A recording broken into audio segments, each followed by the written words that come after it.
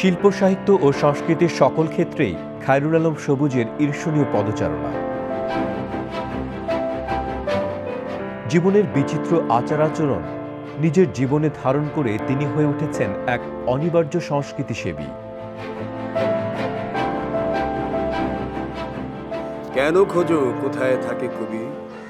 ছায়ার মতো পিছু পিছু তার কেন কি আছে জানার? ব্যক্তিতে কবি, সমষ্টিতে কবি, জাতে কবি, অজাতে কবি, দেশে আছে কবি, দশে আছে কবি, পৃথিবীর কোনায় কোনায় বসত বাড়ি তার।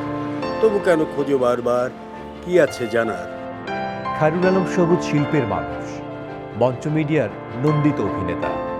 অন্যদিকে কলমে তিনি ফোটান শিল্পের ফুল। বিশ্ব সাহিত্যের সেরা নাটকের সফল অনুবাদক। শুধু তাই নয়, গীতিকার হিসেবেও পেয়েছেন খ্যাতি। কোথায় যায় কবি, কথা কয় কার সাথে, কারে কাছে টেনে নেয়, কারে রাখে দূরে। কবি থাকে গভীর অন্তপুরে, এসব জেনে কি হবে তোমার? কবি থাকে নদীতে, সাগরে, ঘোলা জলে, জোয়ার ভাটায়, নিদ্রিত সবুজ পাতার পরে। ঝরা পাতা ঝরার বেলায় কবি ঝরে পড়ে। দিনের শেষে নীলাম্বরী সাজে, কবি থাকে মেঘের ভাঁজে ভাঁজে।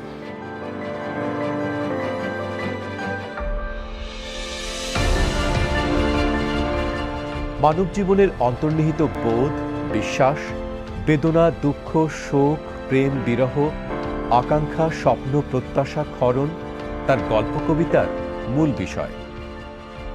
ভালোবাসেন বাঁধনহারা জীবন। সেরা গ্রন্থের জন্য পেয়েছেন অগ্রণী ব্যাংক শিশু সাহিত্য পুরস্কার, নাট্য সাহিত্যে মধুসূদন একাডেমি পুরস্কার, পূরবী গুণীজন সম্মাননা, টেনাসিনাস পুরস্কার সহ আরও অনেক পুরস্কার। আজ আমাদের শিল্পবাড়ির অতিথি খায়রুল আলম সবুজ।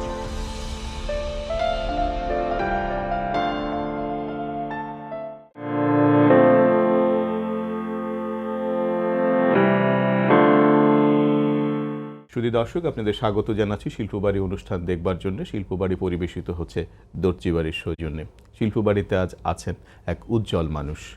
মঞ্চ জুড়ে যেমন, তেমন পর্দা জুড়েও, টিভির রঙিন পর্দা জুড়ে তিনি যখন পর্দায় আসেন, পর্দাটা রঙিন হয়ে ওঠে। রঙিন মানুষ, তাকে সবাই অভিনয় শিল্পী হিসেবে চেনেন, কিন্তু তার আরও অনেক গুণ আছে। তিনি কথাশিল্পী, তিনি কবি, তিনি নিজে গান লেখেন, গান সুর করেন, অনুবাদ করেন। খায়রুল আলম সবুজ।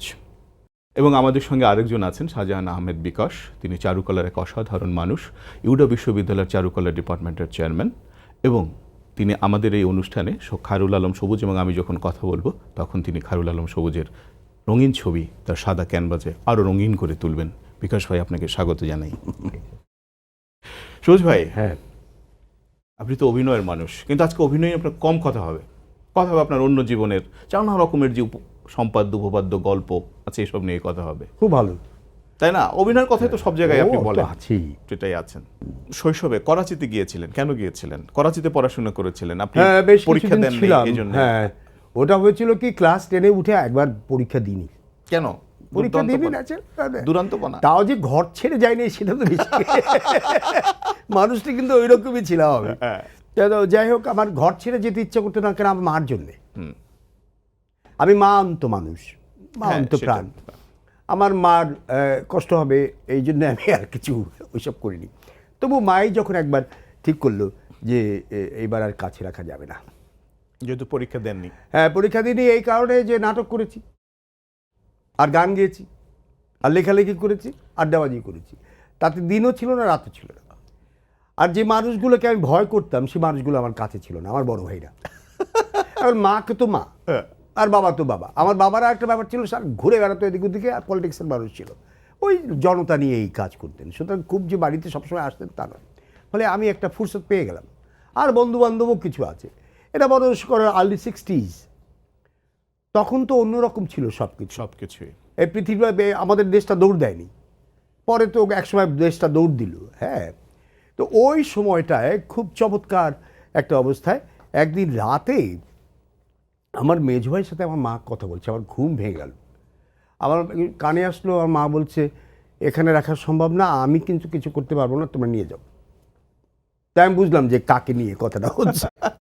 এই কয়েকদিন পরে পিআই এর একটি লম্বা ক্রিকেট এলো, তারপরে আমি চলে গেলাম। এটা 1966-এর 20th মে।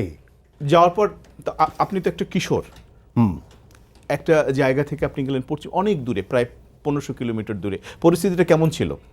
ঠিকই ছিল, তেমন কোনো কিছু না, শুধুমাত্র আমার নিজের জায়গা থেকে সরে আমি আরেক জায়গায় যাচ্ছি, দ্যাট ইজ। কিন্তু ওখানে বড় ভাই ছিল, বড় ভাবি ছিল, আমার ভাস্তি ছিল, এবং আমার বড় ভাইরা 3 জনই ছিলেন। আচ্ছা, এটা পারিবারিক ফলে একটা পারিবারিক আবহাওয়া একটা আবহাওয়া ওখানে ছিল। ভাষার কোনো সমস্যা হয়নি? হ্যাঁ, প্রথম হয়েছে উর্দু ভাষা। হ্যাঁ, উর্দু ভাষা। এখন আমি কি করব, আমার বড় ভাই মাঝে মাঝে বলে দোকানে যা, তা একবার আমাকে বললে যে তুলা নিয়ে আসতে হবে, তুলা, লেপ টেপের জন্য তুলা। তা আমি তো গিয়ে দোকানের মধ্যে এদিক ওদিক খুঁজি যে কোথাও আছে কিনা, তুলা দেখা যায় না কোথাও। তা আমি করলাম, আমি ওকে বিভিন্ন রকম, যে লোক চলে যাওয়ার পরে কথা বলবো, তা দোকান তো, হ্যাঁ, চোখ তো যায় না, লোক তো আর যায় না, আসতেই থাকে। আমি আর যে কি কমো তো জানি না। তো অনেকক্ষণ পরে আমি বললাম যে তুলি, হ্যাঁ। আমি বলছি তুলারে এদিক ওদিক করে বললে হয়তো হয়ে যাবে, বুঝছিস। তা আমি বললাম তুলি, হ্যাঁ। আমার দিকে তাই বলে তুলি কে চিজ হ্যাঁ, তুলি মানে আকার ইঙ্গিতে বলার চেষ্টা করছি। বহুক্ষণ পরে লোকটি বোধহয় একটু বুঝলো আমি এরকম এটা ওটা করে, তাতে করে মনে হলো যে সে বুঝছে। সে বলছে রুই, আমি দেখাও। এটা তো আর উর্দু বলার দরকার নেই, দেখাও বললে তো আর উর্দু দেখা, তো দেখাইছে। আমি হ্যাঁ এটাই। করাচিতে দেখা হয়েছিল বিখ্যাত সুরকার দেবু ভট্টাচার্যের সঙ্গে। দেবুদা আমার ফ্যামিলি মেম্বারের মতোই ছিলেন, কারণ আমার বড় ভাইয়ের শ্রদ্ধেয়জন, বন্ধু এবং বড় ভাই। দেবুদা আমাদের বাড়িতে সবসময় আসা যাওয়া করতেন। আপনার তো গানের শিল্পী হওয়ার কথা ছিল, তাই? হ্যাঁ, ছিল ছিল ছিল ছিল দেবুদা আমাকে বলেছিলেন যে তোকে দিয়ে আমি ছবিতে গান গাওয়াবো, কিন্তু সেই সময়টি আসেনি। 71 স্বাধীনতা যুদ্ধ, দেশে চলে এলাম।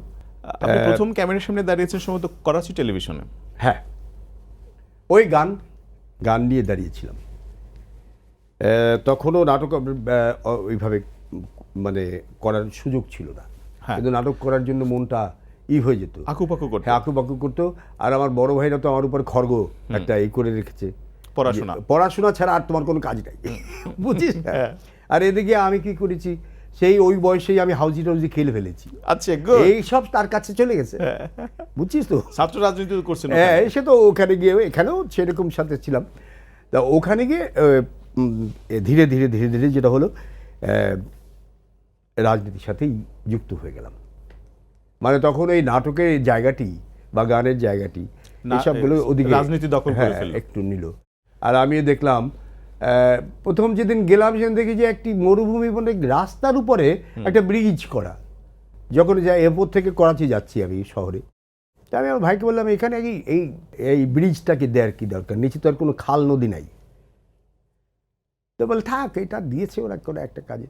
আমার তখনই কেমন বলল, প্রয়োজন অপ্রয়োজন, মুক্তমুখ, প্যারিটি ডিসপ্যারিটি, এই মুক্তমুখ, এটা ওটা, এই জিনিসগুলো একটু একটু করে ঢুকতে শুরু করলো ভেতরে ভেতরে। যতই দিন গেল ততই এইগুলো, মানে দুই পাকিস্তানের বৈষম্যটা।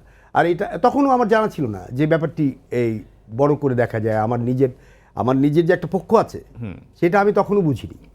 বয়স তো কম, তা আমি তো তখনও বুঝিনি সেসব কিছু, যে আমার একটি পক্ষ আছে। কিন্তু এখানে যাওয়ার পরে বুঝলাম আমার দেশটা কি, আমার বরিশাল, আমার বাংলাদেশ, আমার আমার নদী, আমার নালা, এটা ভাষা, সব কিছু মিলে তখন আমি আলাদাভাবে একটা চিন্তা করতে শুরু করলাম। That was the start. যদি ওই সময় না যাই তাহলে হয়তো দেরি হতো ব্যাপারটিতে, কিন্তু তখন আমি বুঝি। আপনি পশ্চিম পাকিস্তান ছাত্রলীগের আমি সেন্ট্রাল কমিটির জয়েন্ট সেক্রেটারি ছিলাম ইন 1968-9। ওখানে বোধহয় আপ টু 71 বঙ্গবন্ধু ভাষণ দিতে গিয়েছিলেন করাচিতে। বঙ্গবন্ধু ভাষণ দিতে গিয়েছিলেন করাচিতে, তখন দিয়েছিলেন, যেটা মাঝে মাঝে যেতেন উনি। বঙ্গবন্ধুর ওই ইলেকশন ক্যাম্পেইনের 70-এর ইলেকশন ক্যাম্পেইন, তখন আমরা তো তার চেলা, আমরা হলাম গিয়ে তার পিছিয়ে দৌড়েই। বঙ্গবন্ধু আসছে, সুতরাং তো আমাদের তো ব্যাপার, আমরা পিছিয়ে থাকি। যে কয়দিন ছিলাম ওখানে আব্দুর রব নিস্তার পার্কে একটি বিশাল জনসমাবেশ হয়েছিল, অনেক বড়।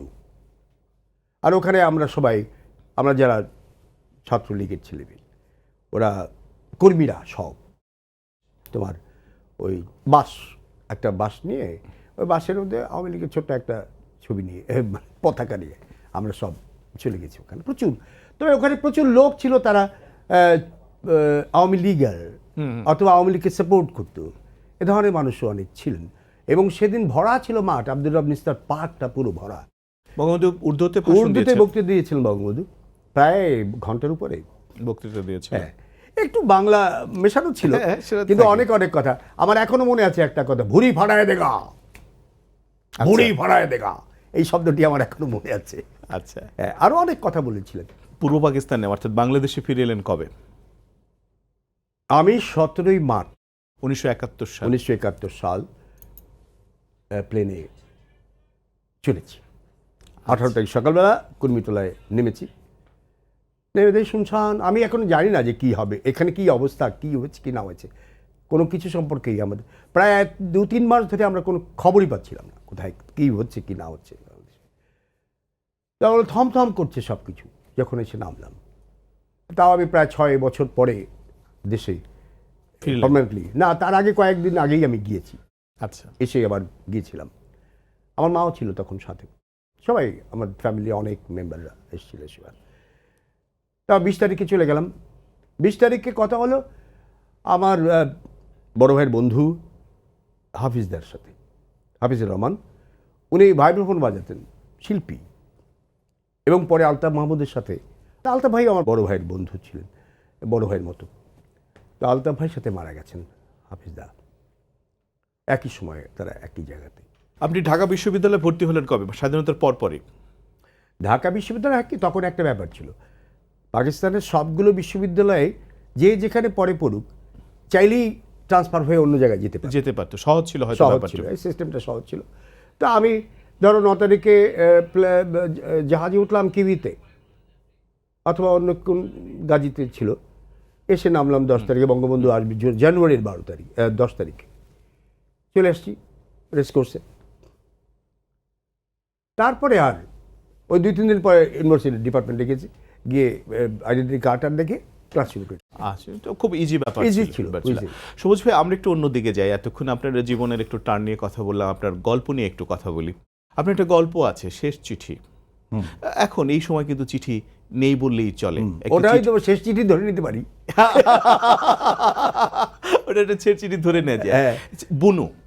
বুনুকে চিঠি লেখে প্রিয়, হ্যাঁ, এবং যখন চিঠিটা ডাকে পাঠিয়ে দেয়, তখন বুনু এসে পিছে দাঁড়ায়, বলে তোমার সঙ্গে আমার কথা আছে। হ্যাঁ। প্রিয় বলছে, তোমার তো কথা তো আমি শেষ চিঠিতে দিয়ে দিয়েছি। এই বুনুটা কে? আপনার প্রেমিকা? লেখকের কি সত্যি একটি প্রেমিকা থাকতে হয়?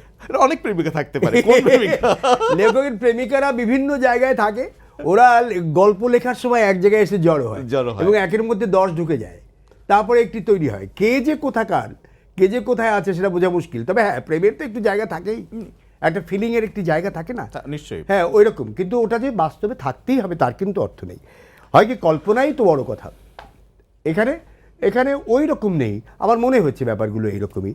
এবং এরকম তোমার মানুষ তো দেখেছি, অনেক মানুষ মিলে তো একটা মানুষ তৈরি হয়ে সেভাবে করেছি। চিঠি, আপনি তো এক সময় অপেক্ষা করতেন আপনার বন্ধু, আপনার মা, আপনার প্রিয়তম মানুষটা আপনাকে চিঠি লিখবে, আপনি তার উত্তর দেবেন। এখন কিন্তু সেই চিঠিটা নেই। চিঠি তো জায়গা নিয়ে নিয়েছে, এবং সাহিত্যটাও কিন্তু নেই। চিঠির কিন্তু একটা চমৎকার সাহিত্য ছিল, এপিস্টোলারি উপন্যাস লেখা হতো, উপন্যাস লেখা হতো। সেই চিঠিটা নেই না, এবং হয়তো আর কখনো দিন ফিরে আসবে না। হয়তো আমাদের এই পরবর্তী প্রজন্ম জাদুঘরে দেখবে চিঠি। খারাপ লাগে না আপনার? এই যে আমি কিছু চিঠি লিখে দিয়েছি, আমার মার চিঠি, আমার ভাইয়ের চিঠি, আমার বোনের চিঠি, আমার বাবার চিঠি, এগুলো রেখে দিয়েছি। এগুলো একসময় জাদুঘরে দিয়ে যাব। হ্যাঁ, এখানে ব্যাপারগুলো হলো এই যে পরিবর্তনের ধারাটাই এমন, পরিবর্তন জিনিস কি এমন। হ্যাঁ, না, এক একটা যুগে এক একটা জিনিস প্রমিনেন্ট হয়ে যায়, তখন পেছনেরটার আর প্রয়োজন হয় না। এমন একটি ঘটনা ঘটেছে, তুমি কি এখন ভাবতে পারো, যার কোনো অস্তিত্বই আমাদের কাছে ছিল না, এখন তুমি তাকে ছাড়া 1 মিনিটও চলতে পারো না, মোবাইল। জি। এবং সেই মোবাইল তোমার কাছে নেই, এটা তুমি ভাবতেই পারছো না। সুতরাং এটা এমনভাবে তোমার জীবনের মধ্যে ঢুকে গেছে যে ওই পেছনের ওইসব কথা, ল্যান্ড ফোন ও নিরীহ অসহায় পড়ে থাকে ঘরে, কখনো হঠাৎ করে একটু বেজে ওঠে। এই তো ব্যাপারটি এরকম। কিন্তু একসময় সেই তো রাজা ছিল, যাবতীয় কমিউনিকেশনের জন্য সেই রাজা ছিল। এখন সেই রাজা প্রজাও না, কিছুই না, একটু অবহেলায় পড়ে থাকে। আপনার একটা গল্প আছে, কাবা ও সাব স্টেশন। কাবার সাবস্টেশন লিবিয়াতে লেখা। লিবিয়া কেন গিয়েছিলেন লিবিয়ায়? লিবিয়াতে মাস্টারি করতে গিয়েছিলাম, না চাকরি। টিভির চাকরি, টেলিভিশনের চাকরি ছেড়ে দিয়ে আপনি গিয়েছিলেন? হ্যাঁ, টেলিভিশন চাকরিটা ছেড়ে দিলাম। আমি বললাম যে এই দাদাটা একটু ওই রিটায়ারমেন্টের পরে পেনশন পায় না, হ্যাঁ। আমি বললাম দাঁড়া আমি পেনশনটা কামাই নিয়ে আসি, তারপর সারা জীবন কিছু করবো না। এইসব চিন্তা ভাবনা করে গেলাম, গিয়ে দেখি যে ও বাবা ওইখানে মানুষ থাকতে পারে। কোনো রকম 2.5 বছর থেকেছিলাম আমি। মানে কেন থাকতে পারলেন না? পারলে না, ভালো লাগে না, আমি পারি না, মানে আমার দেশ ছেড়ে আমি থাকতে পারি না। লোকজন কেমন ছিল? লোকজন আছে ভালো মন্দে মিলানো সবকিছুই। গাদাফির তখন সেই সব সময়, এবং সবকিছু চিপ ছিল, জিনিসপত্র এটা ওটা সবকিছু কমফোর্টেবল লাইফ, কোথাও কোনো ঝামেলা নেই, লোকজন শান্তিতে বসবাস করছে। এই লোকগুলো যারা কখনো কিছু দেখে নেই, তাদের জন্য বিরাট মানে মডার্ন অ্যামিনিটিস দিয়ে বাড়ি ঘর বানানো হচ্ছে, গাড়ি এটা সেটা প্রাচুর্যের জায়গাগুলো আসছে। সেরকম একটি সময় আমরা ওখানে ছিলাম। থাকতে ইচ্ছে করলো না কেন, আমি আমার দেশ ছেড়ে বেশি কোথাও থাকতে পারি। প্রসঙ্গ যখন প্রেমেরই এলো, আপনার ব্যক্তিগত জীবনে একটু প্রবেশ করি। ভাবির সঙ্গে আপনার কতদিনের সম্পর্ক, মানে সংসার কত বছরের? অনেক বছর হলো। কত? মনে করি বিয়ের আগে 11 বছর একটা সম্পর্ক। বিয়ের 11 বছর? হ্যাঁ হ্যাঁ হ্যাঁ, এক যুগ শুধু প্রেম করেছে? 73 থেকে ধরো 72 শেষের দিকে থেকে আমি বিয়ে করলাম 83-তে। আচ্ছা, এই তো 11 বছর হলো। তারপরে 83 থেকে আজকে 16 পর্যন্ত এতগুলো বছর একত্রে আছি। ভাবির সঙ্গে আপনার দেখা হয়েছিল কোথায়? ওই যে ঢাকা বিশ্ববিদ্যালয়ে? ঢাকা ইউনিভার্সিটিতে আমরা নাটক করলাম, সেই নাটকের নায়িকা ছিল সে আমার। আপনার নায়িকা ছিল? আর ছাড়েন নাই? না, ছাড়াছাড়ি হয়নি আর কি, থেকে গেছে সব কিছুই। এবং সেই নাটকটি আমার মনে হয় ওই নাটকটি ঢাকা ইউনিভার্সিটির স্বাধীনতার পরে প্রথম নাটক, খুব সম্ভব ডিএসসিতে। সেটা হলো গিয়ে সোনার হরিণ। ভাবিকে 1983 সালে বিয়ে করলেন, তারপর তো আপনি অজস্র নাটকের সঙ্গে যুক্ত হলেন। অনেক নায়িকা আপনার জীবনে এসেছে, নাটকে, সিনেমায়, মঞ্চে। না, কোন দিকে তুমি যাবে সেটা আমি বুঝতে পারছি, কিন্তু সে তো আপনার নায়িকা, ভাবি তো আপনার নায়িকা। অন্য কোনো নায়িকার সঙ্গে আপনার কোনো যুক্ততা ছিল কি? আরে সে আমার বউ তো মনে করে যে আমার জায়গা তো আর নাই। হ্যাঁ, যখন একজন আমার মনে করো নায়িকা হয় নাটকে, নাটকে নায়িকা হলে এক ধরনের একটা ফিলিং তো তোমাকে আনতে হবে, নাহলে তো মেক বিলিভটা করা যাচ্ছে না। রাইট। সুতরাং সেটা তোমাকে প্র্যাকটিস করতে হবে। জি। করতে করতে করতে করতেই সত্যের মতো মনে হয়, সেই জায়গাটা তো যেতেই হয়। বিকাশ ভাই, কদ্দুর সহজ ভাইকে আপনার রঙে তুলিতে কতটুকু আঁকলেন একটু যদি বলেন? সহজ ভাই তো দেখতে পাচ্ছে না, সহজ একটু বলে শোনান তো। আমি সবুজ ভাইয়ের যে তার যে শিল্পিত জীবন, তাকে যতটুকু আমি চিনি সেইভাবে আমি আসলে চেষ্টা করছি তাকে ধারণ করে আমি কিছুটা সময় পার করা। এর মধ্যে কতটুকু সবুজ ভাই আসবে আমি জানি না, তবে অনেস্টলি আমি ট্রাই করছি সবুজ ভাইকে তুলে ধরা। বাহ, তাকে হয়তো ফিজিক্যালি চেনা যাবে না, কিন্তু সবুজ ভাইকে উপলব্ধি করে আমি আঁকার চেষ্টা করছি, হয়তো এটা কিছুটা ছাপ পাওয়া যেতে পারে। হারুল আলম সবুজ, আপনার একটা গল্প আছে ঢং, ঢাকা রমনা। আমার খুব দুঃখের গল্প এটা, দুঃখের গল্প। মমতাকে আপনি মেরে ফেলেছেন, বারবনি। না, মমতারা মরে যায় ওইভাবেই। না, আমি প্রশ্নটা আপনাকে করতে চাই অন্যভাবে। সেটা হচ্ছে এই যে মমতা বারবনিতা আনোয়ার আহমদ, তার একটা গল্প আছে মিস জিনা বেগম।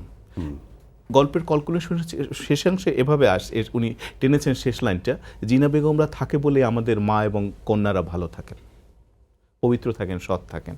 এই জিনা বেগমরা তাদের জীবন দিয়ে কিন্তু একটি পাশবিক সমাজের বিরুদ্ধে একটি সুন্দর সমাজ তৈরি করে যায়। মমতা হচ্ছে সেই সৌন্দর্যের প্রতীক। অথচ মমতা মরে গেল, ওর ছোট্ট মেয়েটি টুনি সেই জায়গাটা দখল করলো। আপনি কি একটু অন্যভাবে আনতে পারতেন না? নরকের জায়গা থেকে টুনিকে কি মুক্তি দিতে পারতেন না? আমি খায়রুল আলম সবুজ, এটা আপনি করতে পারতেন, আপনি শিল্পী মানুষ। এই প্রশ্নের উত্তরটা নেব একটা ছোট্ট বিরতি থেকে আসার পর। শুধু দর্শক, আপনারা দেখছেন শিল্পবাড়ি অনুষ্ঠান, পরিবেশিত হচ্ছে দর্জিবাড়ির সৌজন্যে, এবং আমাদের সঙ্গে আছেন খায়রুল আলম সবুজ। থাকুন আমাদের সঙ্গে, যাচ্ছে ছোট্ট একটা বিরতিতে, ফিরে এসেই শুনবো খায়রুল আলম সবুজের আরও অনেক কথা।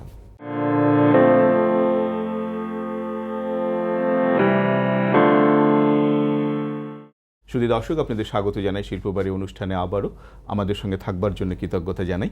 আর আমাদের সঙ্গে আছেন খায়রুল আলম সবুজ। সবুজ ভাই, যে প্রশ্নটি করেছিলাম, মমতার মেয়েটিকে টুনিকে আপনি তো একটু অন্য জায়গায় নিয়ে দিতে পারতেন, কেন ওকে ওর মায়ের জায়গায় দিলেন? আপনার একটা দায় ছিল না, একটা দায়িত্ব ছিল না? আপনি তো শিল্পী, আপনি তো নির্মাতা, দিতেন একটু ভালো জায়গা। চাইলে নেওয়া যেত, কিন্তু বাস্তবতা আমাকে সেখানে নিতে দেয় না। কিসে ও আপনার জীবনের বাস্তবতা? বাস্তবতাই ওইটা। ওরা নরকেই থাকবে? নরক তো তৈরি করা হয়, নরক কিন্তু প্রকৃতি তৈরি করে না, মানুষ নরক তৈরি করে। মমতাকেও মানুষ তৈরি করেছে। মমতাকে প্রাকৃতিকভাবে তার হাজবেন্ড মারা গেছে, বাচ্চা মেয়েটিকে নিয়ে কি করবে সে? তার অবস্থা তো তেমন ভালো না, সে থাকে ওখানে ওই বিল্ডিংটার সামনে, পুষ্টি ভবন, পুষ্টি ভবনের সামনে, সোহরাওয়ার্দী উদ্যানের ভেতরে। হ্যাঁ ওখানে থাকে। তার শরীর খারাপ, তার ছোট্ট একটি বাচ্চা মেয়ে টুনি। মেয়ে। এটা তো ছেলে হতে পারতো, কেন টুনি মেয়ে হলো? এর কারণ আপনি কি ওই জায়গায় নিয়ে যাবেন বলেই কি এটা তৈরি না, করেছিলেন? মেয়েটি টুনির মেয়ে, হ্যাঁ অনেকটা সে কারণে যে এই হচ্ছে তো তোমরা দেখছো না কেন? Why don't you care? Writer যেটা লেখে এটা কি সে শুধুমাত্র কিছু এই আনন্দ পাওয়ার জন্যই করে? না, তার একটা দায় থাকে। তার দায় আছে, আমারও দায় আছে। আমি যখন লিখি আমি দায় ছাড়া লিখি না। নিশ্চয়ই না। আমি কখনো একটি কোনো মিনিংলেস কিছু আমি লিখতে চাই না। আমি বিনোদনের মধ্যে আসি, কিন্তু বিনোদনের ভেতরেও তো তোমার একটা ব্যাপার থাকবে, বলার আছে, দায় আছে, রুচি আছে, সৌন্দর্য বোধ আছে, সৌন্দর্য বোধ আছে, বিভিন্ন কিছু আছে, মনুষ্যত্বের প্রতি এক ধরনের নিবেদন থাকে। অবশ্যই। কিন্তু প্রকৃতি নয়, মানুষের সৃষ্ট যে জায়গাগুলো মানুষ ওইভাবে চিন্তা করে না, মানুষ সমবেদনা যাতে জানে না, ভুলে গেছে। মানুষ একজনের জন্য আরেকজন ভাবছে না। পাশ দিয়ে তো কত রকম গাড়ি ঘোড়া যাচ্ছে, সেখানে জীবন আলাদা। কিন্তু ওই যে মেয়েটি ওখানে পড়ে মরে গেল, তাকে আঞ্জুমানে মফিদুল ইসলাম এসে নিয়ে গেল, বাচ্চাটিকে তো নিল না, ওকে তো রেখে গেল, ওর মার বডিটা নিয়ে গেল। যে মাই শুধু তার মাত্র, সে এখনো কিছু পৃথিবীর বুঝে না, কিন্তু ওকে তুমি নেবে তো, ওকে কোথাও না কোথাও প্লেস করো, কিন্তু করেনি। করেনি। তাহলে সে কোথায় যাবে? সে ওই মায়ের জায়গাটাই বসে পড়েছে কাঁদতে কাঁদতে। সে যখন দেখলো, কাঁদলো কখন? ওই যে যখন দেখলো যে মা মরে গেছে, কিন্তু সে তো আর জানে না মা মরে গেছে। ও বলে মা ওঠ ওঠ, মুড়ি নিয়ে আসছে একটু খাওয়ার জন্য, ওঠ ওঠ, ঢং করে, শুধু ঢং করে, ওঠ। মা তো আর ওঠে না, মা তো চলেই গেছে। সেই মাটি ওখানে পড়ে থাকলো, ও তো বুঝতেও পারলো না যে মাটি মারা গেছে। যখন গাড়িতে এসে ওকে মাকে নিয়ে যায়, তখন সে কাঁদতে শুরু করলো। এবং কাঁদতে কাঁদতে কী করবে, ওর পরিচিত জায়গায় হলে ওই কাঁথা বেচানো ওই জায়গাটুকু, মায়ের জায়গাটা, মায়ের জায়গাটুকু, শোয়ার জায়গাটা। হ্যাঁ ওইখানে এসে বসে পড়লো। এখানে অনেক কিছু বলার আছে, অনেক কিছু বলা হয়। প্রতিকর্তে আপনি অনেক কিছু বলেছেন, সেটা হচ্ছে এই যে টুনিদের মুক্তি নেই, মমতাদের মুক্তি নেই, এই নরকের ভেতর দিয়ে তাদের জীবনযাত্রা প্রবাহিত হবে। আমি মনে করি মানুষ যতক্ষণ পর্যন্ত মানুষ না হবে, মানুষ মানুষ মানুষ সত্যিকার অর্থে, প্রকৃত অর্থে, এই নয় মানে অকারণ কথাবার্তা, অহেতুক কথাবার্তা বলে লাভ নেই। মানুষ যতক্ষণ পর্যন্ত ভেতরে মানুষ না হবে, ততক্ষণ পর্যন্ত তার পরিবেশটি তৈরি হবে না। আপনি একটি গল্প আছে, দুঃখ কাটা, দুঃখ কাটা, সোলাইমান আকন্দ, ওপেল গাড়িটা, সে ওপেল গাড়ি। এই যে আকন্দ, সে একটা গাড়ির 38 বছর ধরে সে গাড়ি চালিয়েছে, কিন্তু কোনোদিন একটি গাড়ির মালিক হতে পারে না। অথচ সে চেয়েছিল সমস্ত জমি জমা বিক্রি করে হলো গাড়িটা কিনবে, যখন ওর মালিক বিক্রি করে দিয়েছিল, পারে নাই। আকন্দরা কি এভাবেই নিঃশেষ হয়ে যাবে? দেখো, তুমি চাইলেই একটা সমাজ ব্যবস্থাকে রাতারাতি পরিবর্তন করতে পারো না। ব্রিজ যেমন এক নদীর পার থেকে আর এক নদীর পার, এইটুকু ব্রিজ করলেই কিন্তু ব্রিজ হয় না। তাহলে তো উঠতে পারবে না গাড়ি, রাইট, মানুষ উঠতে পারবে না। ওকে আনতে হয় অনেক দূর থেকে, একটা অ্যাপ্রোচ থাকে, তাই না? তারপরে তো আসে, টের পাওয়া যায় না কখন নদী পার হয়ে গেল। সব কিছু এরভাবেই আসতে হয়, একটা অ্যাপ্রোচ দরকার। আকন্দ চরিত্র আপনার দেখা চরিত্র বললেন। দেখা চরিত্র, ব্যবসা বাণিজ্য চেষ্টা করেছি তো আমি অনেক কিছু জীবনে, হ্যাঁ সেরকম করে একটি সময় আপনি ব্যবসা বাণিজ্যের চেষ্টা করেছি এবং সব কিছুতে ফেল করেছি। আমি দেখেছি এগুলো আমার জায়গা নয়, বিষয় ব্যাপারটি আমার নয়। শুধু আপনার একটা গল্প আছে, অস্থির সঙ্গীত বনাম তৌহিদ হাসান। অস্থির সঙ্গীত বনাম তৌহিদ হাসান, এই গল্পগুলো পড়েনি লোকজন, আসলে পড়ে না, পড়া কমে গেছে, কিন্তু আমি আপনার গল্পগুলো পড়েছি, আপনার উপন্যাস পড়েছি। তো এই যে তৌহিদ হাসানকে আপনি নিয়ে এলেন একটা ম্যাজিক রিলিজনের ভেতর দিয়ে, সে শুয়েছিল তার স্ত্রীর কাছে, কিন্তু সে নানা জায়গায় যায় এবং যা কিছু সে দেখেছে। না, ও তৌহিদ তো শুয়েছিল জ্যোৎস্নাতে, ওই জালনা গলে গলে জ্যোৎস্নাটা এসে পড়েছে, ওর আর ঘুম আসে না। আর বউ তাকে এমনভাবে রাখে, ও বলে যে ফুলের কাছে যেও না, এ তোর ভাবিও করে রাতে এই ফুলে ঘ্রাণ নিচ্ছে, কারণ রাতের বেলায় পোকা টোকা থাকে, এগুলো বলবি। আচ্ছা, ওই রকম অবস্থায় তো এই যখন ঘুম আসছে না, তখন টের পেল যে তার ভেতর থেকে তৌহিদ হাসান বিভক্ত হয়ে গেল, তৌহিদ হাসান ডাবল হয়ে গেল। একটা তৌহিদ হাসান জানলা গলিয়ে বেরিয়ে গেল, আর তৌহিদ হাসান ওখানে পড়ে থাকলো, সে ঘুমাচ্ছে। এই যে জানলা থেকে বেরিয়ে গেল, শেষ পুরো ঢাকা সিটি দেখছে, সে পুরো দেশটা দেখছে, দেখছে। এবং সে ঘুরতে ঘুরতে ঘুরতে ঘুরতে কিছু কিছু জায়গায় কিছু কিছু ব্যাপার তার মনে হলো পিছন নিচে এই মানুষগুলো একে অপর, মানুষ ঠিক নয়, কীরকম একটা প্রাণীর মতো মনে হলো তার, সব দূর থেকে ভাসতে ভাসতে মনে হলো, এবং তারা একে অপরকে টেনে ধরে আছে। এবং গোটা জিনিসটা একটু নড়লে, কেউ নড়লে আরগুলো নড়ে, কারণ একটা আরেকটা কামড়ায় রাখছে। হ্যাঁ, সমাজ জীবন ওইভাবে থাকে। তো এইগুলো দেখতে দেখতে দেখতে দেখতে সে গেল ওই তোমার স্মৃতিসৌধের ওখানে গিয়ে সে ধাক্কাটা খেলেই সে পড়ে গেল নিচে, টুল করে পড়ে গেল। কে বা কারা তার হাত এরকম জিসাস ক্রাইস্টের মতো পিন করে একদম নীল করে দিল, পেতে দিল ওখানে।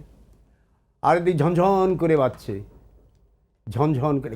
কোন সালের লেখা তোমাকে দেখতে হবে, 86 অথবা 83 বা 4 এরকম সময়ের।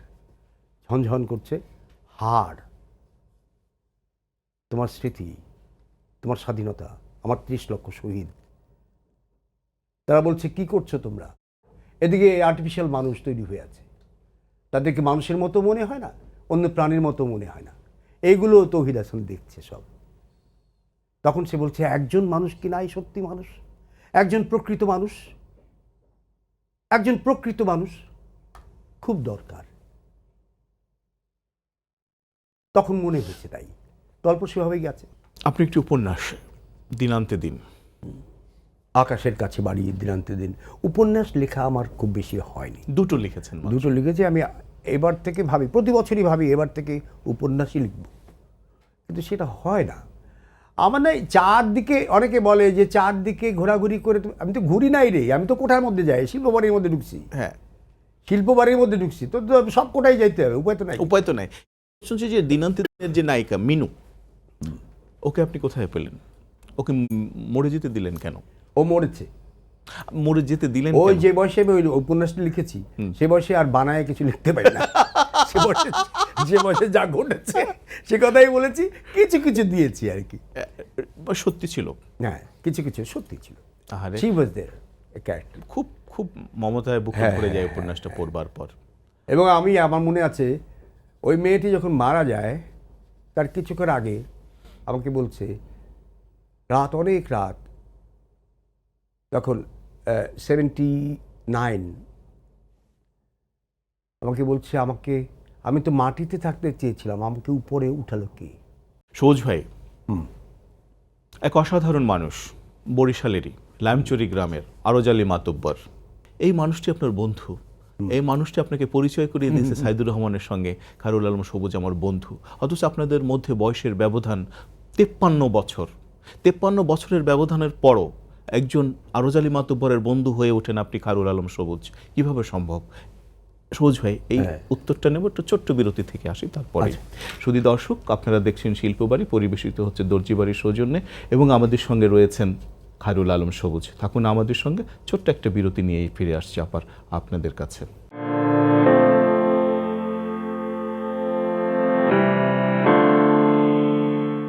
শুধু দর্শক, আমাদের সঙ্গে থাকবার জন্য কৃতজ্ঞতা জানাই। আমাদের সঙ্গে আছেন খায়রুল আলম সবুজ। সবুজ ভাই, আরজালি মাতব্বর, আমার সাথে দেখা হয়েছিল সেই আমি লিবিয়া থেকে যখন ফিরে এলাম, তখন মাঝে মাঝে বরিশাল থাকি, বাড়িতে যাই।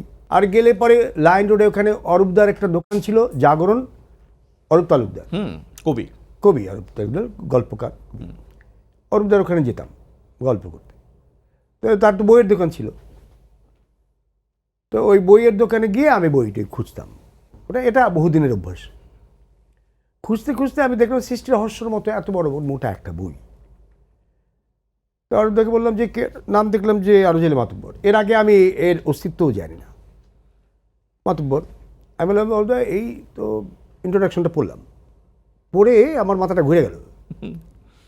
অরূপদাকে বললাম যে এই মাতব্বর তো বরিশালের বোধহয় পদবী টাইটেল, এটা মাদারীপুরেও কিছু আছে। বলে হ্যাঁ এলো বরিশালের লোক, আরো জেলে মাতব্বর।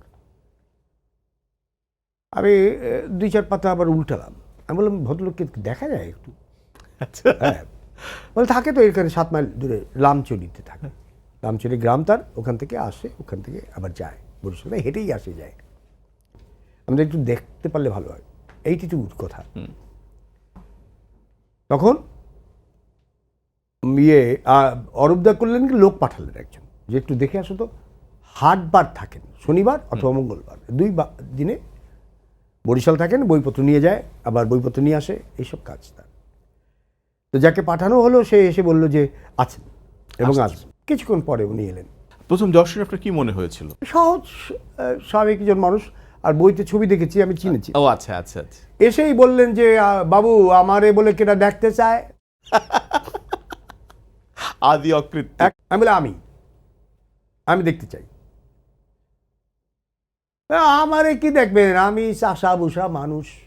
তারপরে বসলাম, ওখানে বসে কি এটা ওটা খেলাম, কথাবার্তা বললাম অরূপদার ওখানে।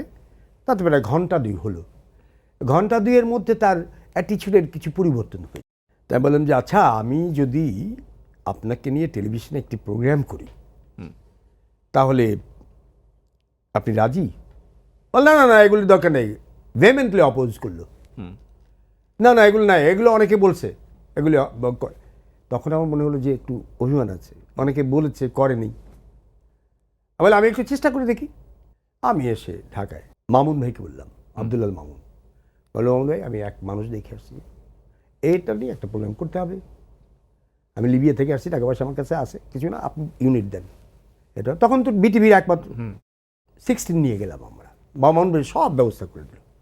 গিয়ে তার সব সকাল থেকে বিকেল পর্যন্ত যা যা করেন সেগুলো তুললাম, 69 করে নিয়ে এলাম। যেই অনুষ্ঠানটির জন্য এনেছিলাম, পরিচয় নামে একটি অনুষ্ঠান, ওইটা রায়হান গফুর ছিল, রায়হান গফুরের ছিল, পরিচালনা ছিল। ওর প্রোগ্রামে দেব ঠিক করেছিলাম, কিন্তু ওই মাতব্বর সাহেবকে এনে স্টুডিওতে বসিয়ে কিছু কথাবার্তা বলা, এটাও দরকার ছিল। তো সেটা আর হয় নাই, বলে এডিটিং অনেক সময় লেগে গেল, পরিচয় বন্ধ হয়ে গেল। এরপরে আসলো ওই জায়গায় আসাদ ভাইয়ের একটি প্রোগ্রাম, প্রচ্ছদ। রাইট। হ্যাঁ আসাদ চৌধুরী। হ্যাঁ আসাদ চৌধুরী। খুব চমৎকার। আসাদ ভাইকে আমি বললাম যাবে এইরকম একটি ঘটনা আমি ঘটায় রাখছি, সব ঠিক আছে, এখন এইটা চালাতে হবে। বল তাহলে একটু আনো, তাকে বরুণে নিয়ে আসতে হয়। এরপরে একদিন উনি আসলেন, ওই দিন আমি ছিলাম না স্টুডিওতে, আমি জানি সব কিছু করেছি, কিন্তু আমি বোধহয় কোনো একটা কাজের জন্য আমি স্টুডিওতে যাইনি, এখানে হয়েছে। এই অনুষ্ঠানটি যেদিন গেল, তারপর দিন একেবারে একটা হইচই লেগে গেল, এবং এ নিয়ে শহরের সব জায়গায় এক কথা। একদিন গিয়েছি সাইদুর রহমান সাহেবের বাড়িতে, প্রিন্সিপাল সাইদুর রহমান সাহেব, তো উনি গেছেন আমাকে নিয়ে। তো সাইদুর রহমান সাহেবের বয়স তখন বোধ হয় 75, 82। তা ঘরে ঢুকেছি বলে মাতবা এটা কে নেয়, এটা কে দেয়? তা মাতবা আমার বন্ধু। আমি খুব অবাক হয়ে গেলাম যে কি আশ্চর্য। সবুজ ভাই, আপনি তো অনেক অনুবাদ করেছেন, অনেক অনুবাদ করেছেন নাটক, বিশেষ করে ইবসেনের প্রতি আপনার একটা তীব্র পক্ষপাত আছে। আপনার 18টা 19টা নাটক অনুবাদ করেছেন, ইবসেনের বোধহয় 13টা 12টা। ইবসেনকে নিয়ে কেন আপনি এত মগ্ন হলেন? আমার সাথে আমার যে মানসিক একটা গড়ন আছে না, জি, সব মানুষেরই তো থাকে, হ্যাঁ, এই গড়নের সাথে ওই ভদ্রলোকের গড়ন মিলে যায়। আচ্ছা, তো বোধের সাথে আমার বোধটা মেলে, এই একটা অ্যাট্রাকশন। জি। তারপরে যে গল্পগুলো লিখেছেন, যা যা হয়েছে এই নাটকগুলোর মধ্যে, এগুলো সব সব রেলেভেন্ট। 100 বছর আগে, 100 বছর 150 প্রায় হয়ে যাচ্ছে, সেটা এখনো সমসাময়িক। সমসাময়িক মানে কি, এবং তো আরো অনেক দিন ধরে চলবে। হ্যাঁ, এই যে কালান্তরিত হওয়ার যে তার যে শক্তি, ক্ষমতা, এইটা একদম প্রতিটি নাটকের মধ্যে আছে। এবং অদ্ভুত, মানুষ নিয়ে তো লেখা। জি, এই মানুষ নিয়ে লেখা এই জিনিসটা, মানুষ তো সারা পৃথিবীতে সবসময় থাকবে, এবং মানুষের যে মৌলিক জায়গাগুলো, সেগুলোর কিন্তু পরিবর্তন খুব বেশি হচ্ছে না। মৌলিক জায়গাগুলো, জি, বাইরে হয়তো কিছু পরিবর্তন হচ্ছে, মানসিক যে জায়গাটি। সুতরাং এই প্রবলেমগুলো সবসময় থাকার কথা। জি। কিছু সংস্কার, কিছু কুসংস্কার, ইউরোপে ছিল, ইবসেন হেনরি এইগুলো মার্সিলেসলি ধরেছেন এবং এমনভাবে ধরেছেন যে সেখানে কোনো রকম কোনো রাগ ঢাক নেই, হ্যাঁ, এবং মানুষকে জটিলতার থেকে সরিয়ে এনে বুঝিয়েছেন যে ব্যাপারটি এই। আমরা যদি তার একটা নাটকের কথা বলি, যেহেতু সময় খুব কম, এনিমি অফ দ্য পিপল, এটা তো বোধহয় চিরকালের জন্য একটি চিরকাল যা যা হচ্ছে জি। সমাজে, দেশে, রাষ্ট্রে রাষ্ট্রে, সেগুলোই তো হচ্ছে। মনে করো পুরো ইউরোপ কিন্তু চেঞ্জ করে ফেলেছে কতগুলো জায়গায় এই একা ইবসেন ইবসেন নাটক। তার নাটক দিয়ে। হ্যাঁ, রিয়েলিস্টিক নাটক, নাট্যধারা, তাকে জনক বলা হয়। আপনার আরেকটি অনুবাদের কথা আমি বলতে চাই, এটা যদি না বলি তাহলে ঠিক অন্যায় হবে। সেটা হচ্ছে পৃথিবী বিখ্যাত এক অভিনেত্রী সোফিয়া লোরেন, তার একটা আত্মজীবনী আপনি অনুবাদ করেছেন, it is এবং এই অনুবাদের marvelous. ভেতর থেকে আমি অনুভব করলাম যে একটা মানুষ, সোফিয়া লোরেনকে আমরা এখন দেখি পর্দা জুড়ে রঙিন, কিন্তু তার কি বিষণ্ণ, বিপন্ন, বেদনার্ত, ক্ষুধার্ত জীবন ছিল। একটা জুতো ছিল না, একটা পরবার মতো, ভালো পরবার মতো আহারে, তার কাপড় আহারে, ছিল কি না। কষ্ট। তার মা জানলার পর্দা কেটে তাকে পড়াতো, তাকে মানে সুন্দরী প্রতিযোগিতায় পাঠিয়েছিল। পাঠিয়েছিল। এই সোফিয়া লোরেন যে পজুলি গ্রামের একটি নিভৃত বাড়িতে জন্ম হয়েছিল, এবং তার না, বাড়িতে না, ওই, একটি হাসপাতালে জন্ম হয়েছিল তার, অবৈধ। অবৈধ, তার পিতৃত্ব কিনতে হয়েছে তাকে এবং তার না, বোনকে। পিতা ছিল তার, হ্যাঁ, কিন্তু স্বীকৃতি দেয়নি। তখন স্বীকৃতি দেয় না, রিকার্ডো সিকলন। এক বিশাল উপর এই কাজটা আপনি করতে কি কতটা আপ্লুত হয়েছিলেন পরিদীপ? আমি কি করেছি, এই বইটি আমাকে দিয়েছিলেন আসাদ আসাদ চৌধুরী। চৌধুরী। আসাদ ভাই আমেরিকায় গিয়ে বইটি, কয়েকটা বই নিয়ে এসছেন, ওইটারে আমাকে দিল। আমি পড়লাম, বইটি পড়ে না আমি ওই দিন ওই সময় আবার অনুবাদ করতে লেগে গেলাম। তো বুঝতেই পারো যে আমি কতটা আলোড়িত হয়েছি। আমি বই পড়ে, বই রেখে কাগজ কলম নিয়ে বসছি, যেটা আমাকে এটা করতেই হবে। অনুবাদ And I করতেই took হবে। 3 years, 3 বছর। আমি 3 বছরে পুরো বইটি 3 বার হাতে লিখেছি। এই তো অনেক, 250 পৃষ্ঠা। হ্যাঁ, ওই রকমই। আমাকে অনেক অনেক ধৈর্য ধারণ করতে হয়েছে, কষ্ট হয়েছে, কিন্তু ওই সময় যে আমার এই ধৈর্য আসা, টেবিলের একদম গ্লুড হওয়া, তাতে কোনো সমস্যা হয়নি। আপনি শিশুদের জন্য অনেক কাজ করেছেন। হ্যাঁ, অনেক শিশুদেরকে আমি লিখেছেন। আমি আমি শিশুদের জন্য- শোভনের মহারাজ, হ্যাঁ। এই যে শোভনের মহারাজ, এই যে একটা হাঁসকে আপনি কিভাবে নিয়ে এলেন? একটি মোরগ ছিল আমার, সে মোরগ হবে না মুরগি হবে এটা কেউ জানে না, বহুকালই জানতাম না। যাই হোক, সে কি করেছে, ওইরকম ছোটবেলা থেকে সে আমার খুব কাছাকাছি আসে। তা একদিন আমি বসে আছি, সন্ধ্যার সময় সে ফিরছে, হঠাৎ করে লাফ দিয়ে আবার হাঁটুর উপরে উঠলো, বুঝছিস? আমি বসা এক জায়গায় সন্ধ্যার দিকে, সে এসে ওইখানে কি দেখছে দেখে আমার হাঁটুর উপরে লাফ দিয়ে বসে আরেকটি লাফ দিয়ে কাঁধে উঠলো, কাঁধে উঠে আমার কানে এখানে ঠোকর দেয়, একটু চুলে ঠোকর দেয়, এই করে। বাহ, মজা ভালো তো। এরপরে আমি যেটা করি, একটা অভ্যাস হয়ে গেল আমার, যে ঠিক ওই সময় আমি ওখানেই বসি, আর বাইরে গেলেও আমি চলে আসি। আচ্ছা, আমি চলে আসি, ও তো আসবে, আসবে। এই আসে, এসে ওই কাজটি করে। এই ওকে আমি দেখেছি শেষে, একদম লাস্ট যখন সে মারা যায়, সেই জায়গাটিও দেখেছি। ও তো বড় হলো, এবং বলা হলো যে কেউ ওকে এসব করা যাবে না, ওর জীবন ওর জীবনের মতো চলে যাবে, সে নর্মালি মারা যাবে, খাওয়া টাওয়া যাবে না। বিশাল মোড়ক, লাল, চলতো যখন ম্যাজেস্টিক চলাফেরাটা। তো যেদিন দেখলাম যে সকাল থেকে গিয়ে একটা চোখের নিচে ঢুকেছে, তো সেখান থেকে বেরোচ্ছে না। বিকেলের দিকে খেয়াল করলাম এক সারি লাল পিঁপড়া যাচ্ছে, একদম স্লিম টাইপের। হ্যাঁ, ওই যে বিষ পিঁপড়া বলে ওইটা না, ওইটা না, লাল একটা পিঁপড়া। স্লিম টাইপের একটা পিঁপড়া, ওর একটা শাড়ি ঢুকে যাচ্ছে, এরকম যাচ্ছে, গিয়ে চোখের নিচে গিয়ে ওর শরীরের মধ্যে ঢুকে যাচ্ছে। এই তখন মনে হলো, আরে ও তো নাই। ঘটনা তো ঘটে গেছে। আমি ধরলাম, পড়ে গেল। এটা সত্য, এটার উপরে শোভনের মহারাজ। ইতিহাসের বাঁকে বাঁকে হ্যাঁ, এটার এই যে ছোট ছোট অনুষঙ্গগুলি, এটা কিভাবে আপনার মনে হলো যেভাবে একটা এটা আবার চাইল্ড ক্রাফট পড়ে আমার মনে হচ্ছে এগুলো আমাদের বাচ্চাদের জানা দরকার, ইতিহাসের বাঁকে বাঁকে কি হয়েছে এগুলো জানা দরকার, সেই জন্য এগুলো লিখেছিলাম। সৌজ ভাই, আপনার সম্পর্কে, আপনার সতীর্থ, দীর্ঘদিন একসঙ্গে কাজ করেছেন ফরিদুর রহমান, বিশিষ্ট গল্পকার, উপন্যাসিক, কি বলছেন একটু দেখে আসি। খায়রুল আলম সবুজ একাধারে লেখক, নাট্যকার, অভিনেতা, অনুবাদক এবং সঙ্গীত শিল্পী। বহুমুখী প্রতিভা বলতে যা বোঝায়, আমরা খায়রুল আলম সবুজকে সেই রকম একজন প্রতিভাধর ব্যক্তি হিসেবে চিহ্নিত করতে পারি। তার গল্পে সবুজের তীব্র জীবন বোধের মধ্য দিয়ে তার দেখা চরিত্রগুলো জীবন্ত হয়ে উঠেছে। তিনি শুধু যে গ্রামীণ পটভূমিতে গল্প লিখেছেন তা নয়, তার গল্পে শহুরে মধ্যবিত্ত জীবনও এসেছে। কবিতা লেখাতেও তিনি যথেষ্ট দক্ষতার পরিচয় দিয়েছেন।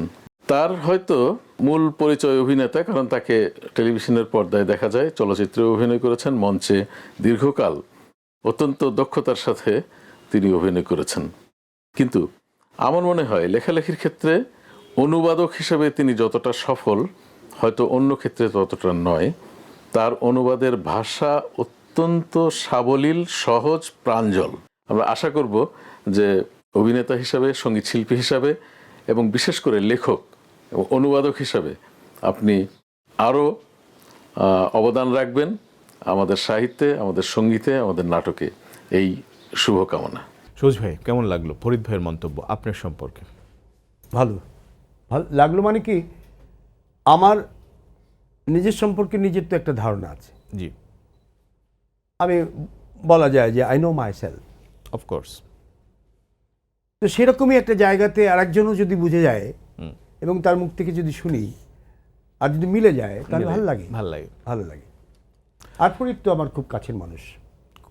কবিতা নিয়ে কথা বলা হলোই না, তো 4টা কবিতার বই আপনার। আচ্ছা সবুজ ভাই, তার আগে আপনি একটা কবিতা শোনান তো, উপেনের ভূমি। রবীন্দ্রনাথের উপেন, তার তো 2 বিঘা হারায়া এদিক ওদিক ঘুরে ঘুরে বেড়ায়, কিন্তু আমার উপেন বলে যে জমি আমার। সে বলে যে জমি আমার, এই জমি দেওয়া যাবে না। এইটা তো দেওয়া যাবে না।